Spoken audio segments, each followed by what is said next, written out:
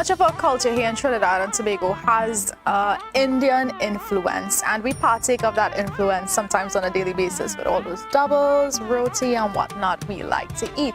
But just how much of the Indian culture do you know? So we head across to the Mud House located in Avocat, Faizabad, to find out all about Indian Arrival Day.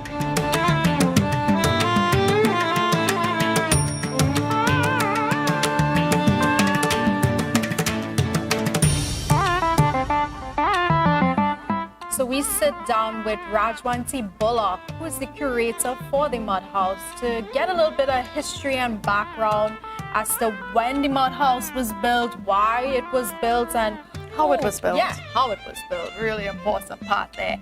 And who was the person that actually built this Mud House.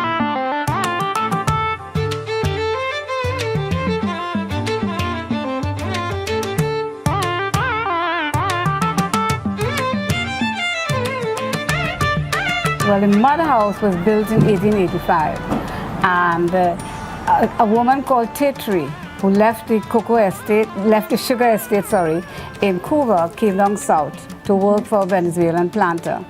And when she started to work here, they had a contract, and she had to actually plant young cocoa plants for 25 cents into the land. Okay. And when the cocoa plants were of bearing age 3 years later, she received her 25 cents. And so she saved all this money up.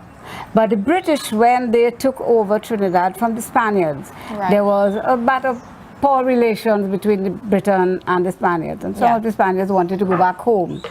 So this particular piece of land was owned by a Venezuelan planter. Okay. So he wanted to go back home, and so he decided now to sell his estate to his workers. And so he created a bunch of cocoa proprietors. Okay. So he being an estate owner, and out of this came cocoa proprietor. Tetri was one of these workers who worked for him. And because she worked for him, she took all her little savings of 25 cents and bought herself 17.5 acres of land. And on this land, she continued to plant cocoa and coffee and use the money and that profit that she gained to enrich herself and her family. One of the things she did is that, having come from the sugar estate, she wanted to build a house. And the house that she built was a mud house, which was built in 1885. It's 135 years old. Wow. And the simplicity of the structure of that house is amazing. It is not a tapia house. I wish to differentiate that. A tapia house has bamboo woven into the walls. Right.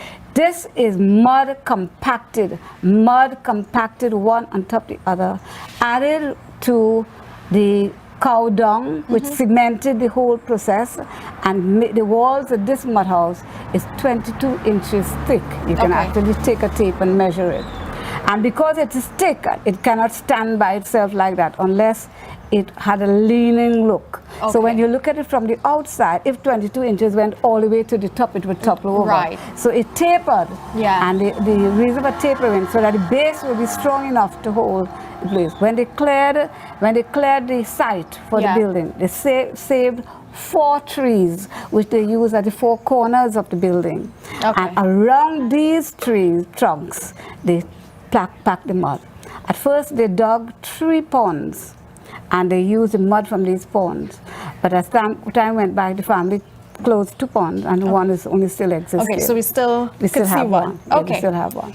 So the house was built. The design of the house is fantastic. It is built with an open veranda right around the house itself, and this allows the cool air to rush in because it has a double gable roof. It allows the cool air to rush in and displace the hot air. So that engineering feat in itself is technology, fantastic technology. Clearly, we had some our ancestors were some architects. Right. They knew how to build and engineer. To keep themselves cool enough. Yes. Actually, when the ribbon was cut, the Indian High Commissioner told us that in India, there are still buildings like that. Oh. But you will find it strange that the roof is made out of tin and not karat. Here's the reason for it.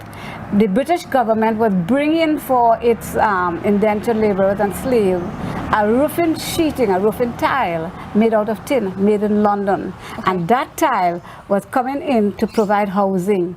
So because of the cocoa and because of her saving of her money, she was able to purchase those roofing tiles. And they're still there. They are the original roofing tiles. We may have changed a few that was leaking, but it is tiles made out of tin and not aluminum or iron. So there we just got a lot of history and background to the Mud House in Avocat from Rajwanti Bullock, who is the curator. So you see here we have 1 out of the 3 ponds that was used to get the mud to make the mud house. So they had to dig out the mud from here and carry it by hand. So they would use buckets, take it to the site where the mud house was built, and then take that mud and mix it with gobar, which is cow manure, just like how the English used to use daub and wattle. And that is what they would use as the material to make the mud house. You see here afterwards the pond filled up with water, and now it's full of lilies. Right, these lilies are open in the morning. In Trinidad, they are open in the morning and they close in the afternoon. In Guyana, they are the reverse. They close in the morning and they open in the afternoon.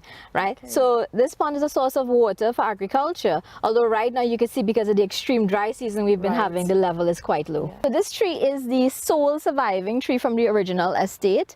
In 1956, the estate was struck with witch's broom, which is a disease that causes the cocoa trees to be covered in a kind of like a spider web kind of material. So all the trees were cut and they were burned, and citrus was planted instead, which is why we have a grapefruit tree growing out kind of in between. So the cocoa tree, though, it's been resilient. It grew up and they cut it down and grew up again. So this is the last remaining tree from the original estate, and it just rejuvenates itself. From this, we have been able to test the pods, and this is a Trinitario, though, but it's one of the very early strains of Trinitario, not like the hybrids that we have now when you go to buy cocoa. So we didn't always have indoor plumbing, and sometimes you would have to use a latrine. And as you can see, the latrine was state-of-the-art in sanitary technology. You had your barrel, you had your hole, you had your cup, and you had your bucket of water, which you would use to clean yourself. And of course, a handy hook to put your pants so that they don't get messed up. And when you were coming out of the latrine and you were going back, you would have your frog companions waiting for you. The kitchen was a separate building from the mud house, and we have here Aji's Kitchen remade to the best of our recollection. The kitchen in any home is the heart of the home, and this is where all of the cooking took place. As we see here, we have photographs of Aji Jamani and our patron, Dr. Ramkumar Chatur. This is from his last visit to Trinidad before he died. On the ground you will see chulhas, which we're all fairly familiar with. A chulha with 1 opening is called an ekla. A chulha with 2 openings is called a dwaila. So with a dwaila you have high heat and low heat. So you can cook 2 different items on the same time. Your jamdan would be where you would keep water, you would have hardi, and some of the utensils we have on display. So we have the chimta. The chimta is used for adjusting anything that's hot, whether it's firewood, whether it is when you are cooking a roti and you need to sake it and hold it to get it to swell. This is what you would use, your tongs or chimta. This, or any pipe, a pukni, is used just to blow into the fire, and that would stoke the flames and raise the heat as needed. And then we have the dabla, a tool of discipline and cuisine.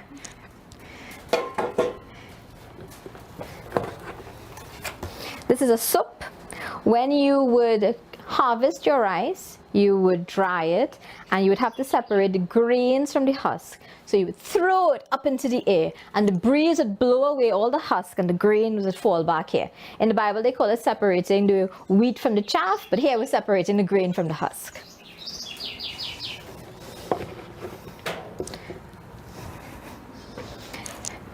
So it's commonly called a swizzle stick, but this is actually a dalgutni, right? It forms the same function, it's just 2 different names for the same tool. You would have your little broom that you would use to sweep out the ash from your fireside.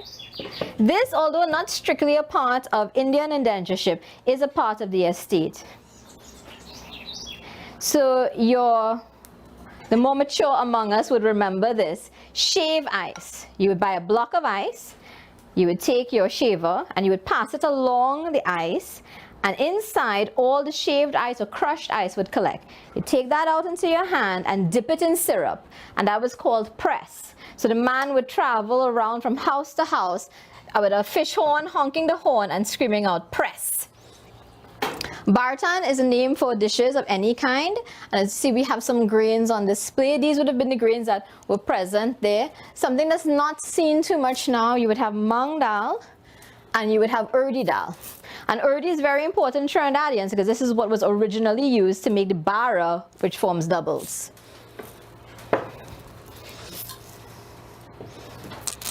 When you would have cows, so you would milk your cows, you would collect the milk, you would boil it on the lower heat side of your dweller, and then to make your own ghee or clarified butter, you would have to turn it or churn it, just like how they would do in a butter churn.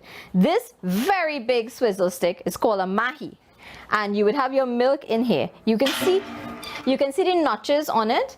They would put a rope here so that two people could turn it at the same time, or so that you can put it around a post and turn it. So you would get that churning action, which would separate your milk into butter. This is a grater. You can't just walk, and we're talking about 1885. You can't just walk into a store and buy a grater. You have to make it yourself. This is made from sheet galvanized and pounded out with a nail. And you can see the spiral pattern. We did this ourselves. So you would spend a day punching out the pattern, then they would bend it and bolt it into shape to make a grater. We have here some items on display. The panida gaida and the gaila. The gaila would have been used to keep anchar and other preserves. This would have been used to keep water, and also vice versa. There were so few containers at the time that they had to make the most of each container. This is a whetstone. This is used for sharpening knives, your cutlass. In fact, the only tool that you didn't have to sharpen was what we call in Trinidad the grass knife, because that is a tool that is self-sharpening. The more you use it, the sharper it gets. Enamel wares. So this one is original. You can see the condition of it. This one was in the cupboard. But they're both the same age. This is just the effect of weathering on enamel. And that's it. This is our last authentic artifact, right? So it's a ladle, chamcha, right? Also very close, if not 100 years old, very close to 100 years old. Ram Kamir Chatur left Trinidad and went to study medicine. His mother, Tetri, collected bottles to dispense medicine. She also collected cups. In fact, we have a bag of cups. We're trying to collect 100 cups. These cups, kap kadar, took the place of sanitary or disposable cups because there were no disposable cups. You couldn't go to a press and get a Styrotex cup. So they would give you this, and they would put this with water, and this would be your cup to use for big prayers or any function, wedding, and such things. The chalni is just for frying things, so it has holes in it, so you take out your items and they stay here and the oil drains out from it.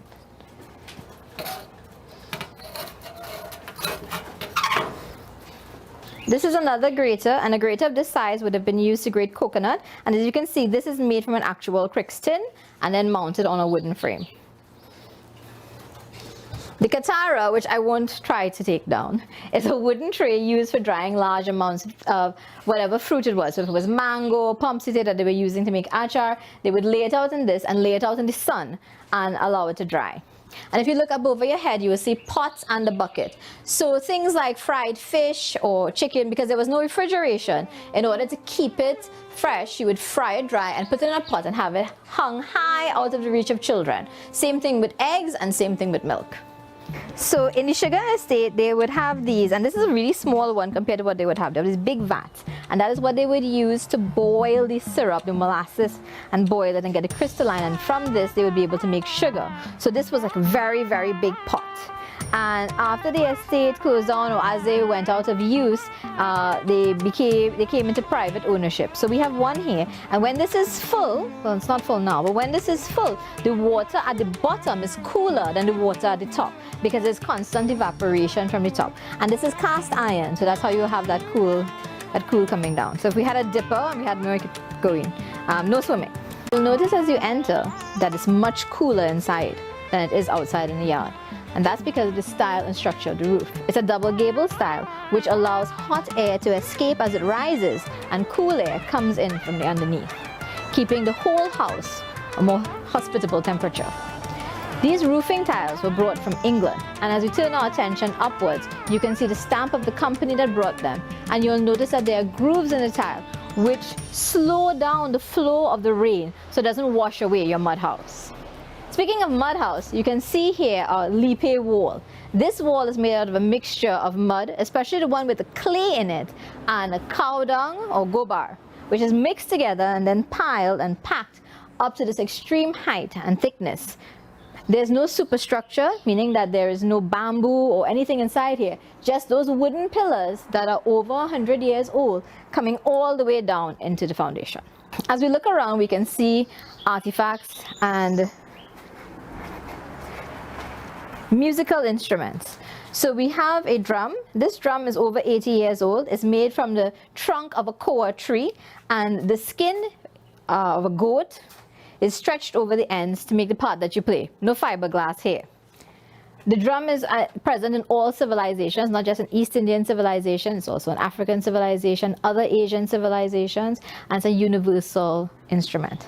Not so universal, however, is the harmonium, and this requires a little more skill to play, right? The player has to be able to use one hand to play on the keys and the other hand to maneuver the billows, which produces the sound. Here we have some very large jars. These would have been used to keep water, and because of their ceramic texture, the water would have been cooler inside here than it would have been in a metal container or a glass container of the same size. You'll notice on the ground that we have bags, and this is to allow for sitting, because most of the activity that would go on here. So this is the pal. So you would spread a pal, you would sit, and you would even have your meals here while sitting on the ground. Indian people traditionally ate on the ground, and their utensils would have been their hands, right? And the food would be put out on leaves. Afterwards, they use enamel plates, and they would use enamel cups to go with it. But still the hand, right? But still the hand, yes. You know, nobody wants to really eat their paratha with a fork. Right. As a worker or a laborer, you would sleep here on the ground. So this is the bed of the laborer, and your clothes would have been your pillow. So you would have been wearing one set of clothes, and your clean clothes would have been folded up and used for you to sleep on. And the sons of the planters would have, or the owners would have slept in hammocks. So this was reserved for a little higher up, but as a laborer, you would have slept here. We have here some important tools. So this is a jata. The jata, or the grinding stone, as you can see here, consists of two stones. So this one is broken, so I'll be able to show you the grooves. These grooves were hand chiseled into the stone, and they allow that when the grain is put into the center and the stone is turned over the other one, that the fine powder comes out on the side and you're able to collect it. And that's how you would get powder. So you can grind anything, dal, rice even, and get that fine flour consistency. Another important tool, the okri and musar. So you would have your mortar and pestle, or your okri and musar. And as you can see, this is quite large. This one was used for pounding cocoa. So after you roasted your cocoa, you got your beans, and you would put your beans inside here. And then you would use this and pound it and shell it out. So when you get that cocoa ball that you buy in the grocery, when you get that cocoa ball that you buy in the grocery, this is how you would have made it, and they would have molded it into balls and set that to dry. So when you wanted your cocoa tea, you would grate it and boil it with your milk to get your beverage. This is a very popular one. So you have your sill and you have your lora. Now you will notice that there are also grooves cut in here, and there's a little pattern, right? And this is what adds the friction in the grinding. So you would put here your garlic, your bandania, your pepper, and then you would use the stone and you would grind it and get it into a nice fine paste. And when you have that fine paste, that is what you would put into the food. It gives a different texture. For example, if you chop garlic and if you grind garlic, it gives a different texture because of the release of the chemicals in the garlic. So the same thing, the action of grinding these seasonings is what gives Indian food and Indo-Trinidadian food its distinct flavor. The pitch oil can and the pitch oil bottle were very important because these would be your primary source of energy.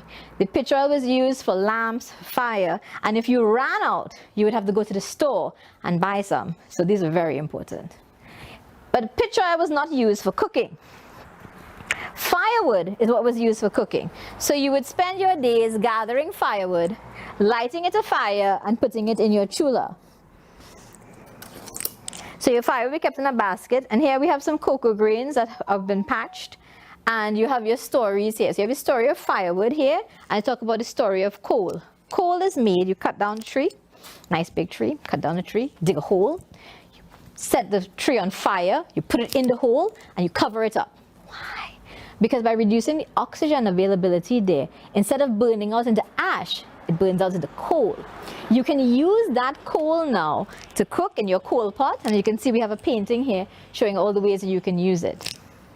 Coal was made in St. John Trace right down the road. In fact, when you come to visit us here at the Mud House Museum in Avocat, you'll be able to pass right by it. Here we have on display the story of the dalpuri. Now there are many stories of the dalpuri, and many people claim to have invented it. So naturally we do too. Alright, so my Param Nani, which would have been my mother's maternal grandmother, right, tells this story. So Homraji Panju tells this story that in order to make a meal, she had to use what was there. So she had to be creative. So she took flour and she took dal. But instead of boiling the dal as the liquid dal that we know, she took the split peas in them, boiled them till they were a little soft, grind them in the jata, and then put them inside of the roti. Now that action of filling something, filling roti with another filling, is called puri. So a dal puri is a roti filled of dal. She cooked this on her chulha, and when her husband came home though, because everybody was waiting to eat because the husband has to eat first. When her husband came home though, he took up the roti, looked at it, and he broke it apart, and he saw all the dal spill out. He promptly stood up, took out his belt, and started to beat her. She asked him in Hindi, which I won't even attempt to say, right? She asked him in Hindi, "You have not asked me a question, and you are beating me?" And then he says, "Well, there is no hole. How did you get the dal in? You must be a witch." And that is why he was beating. She had to explain and tell him how he did it, and then without apology sits down and continues to eat his dal puri. This is a more modern device for grinding the dal. This is dal mill. Although this is Indian made, this did not come across with our ancestors. So you would put your boiled peas, it could be dal or any other kind of peas, into here, and the handle would turn and the powdered form would come out here. This is usually attached to a table. So it gives you a more convenient way than turning to large millstones.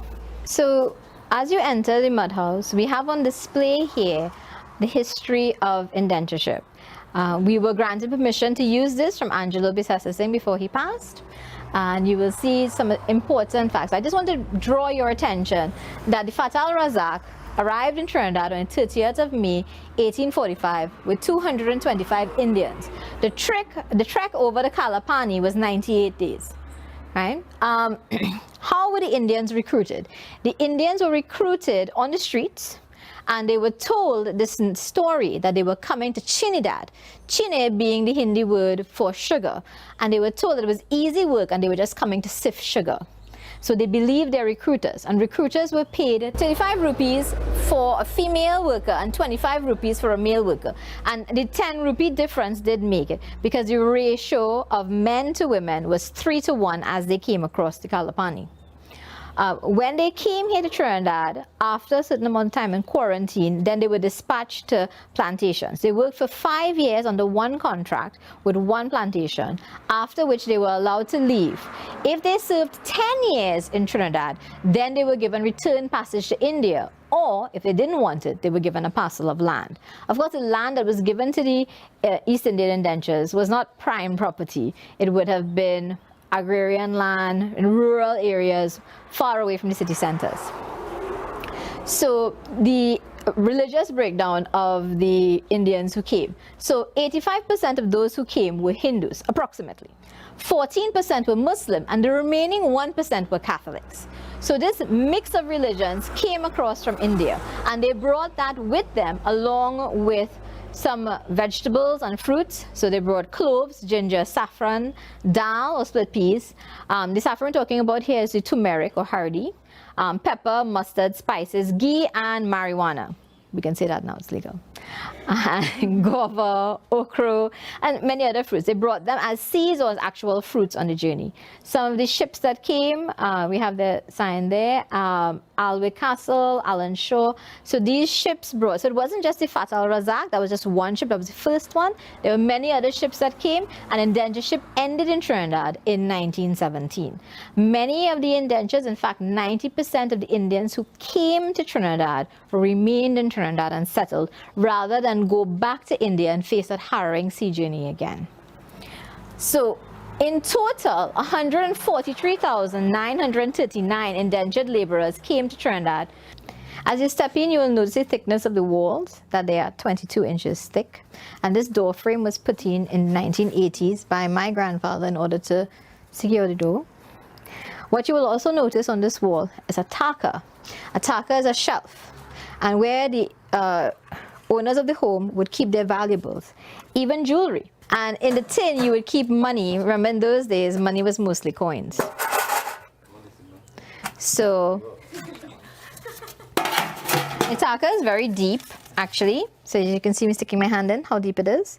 And this was considered safe. State-of-the-art security technology in 1885. Nobody would break in.